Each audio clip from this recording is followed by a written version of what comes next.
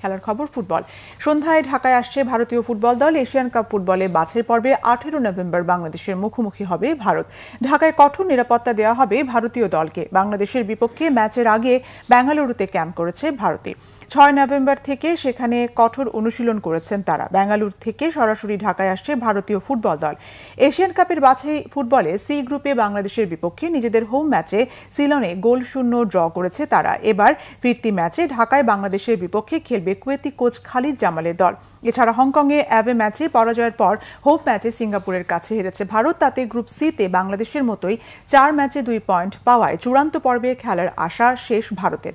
ফলে ঢাকায় দুই দলের জন্যই এই ম্যাচটি এখন মর্যাদার লড়াই। গ্রুপে হংকং ও সিঙ্গাপুর দুই দলই 4 ম্যাচে 8 পয়েন্ট নিয়ে চূড়ান্ত পর্বে খেলার লড়াইয়ে টিকে আছে।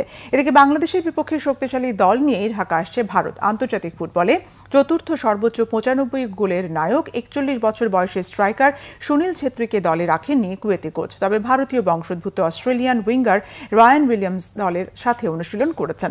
যদিও 2019 সালে অস্ট্রেলিয়া জাতীয় দলের হয়ে একটি ম্যাচ খেলা রায়ান ভারতের হয়ে এই ম্যাচ খেলতে ফিফা ক্লিয়ারেন্স পেয়েছেন কিনা তা নিশ্চিত হওয়া যায়নি।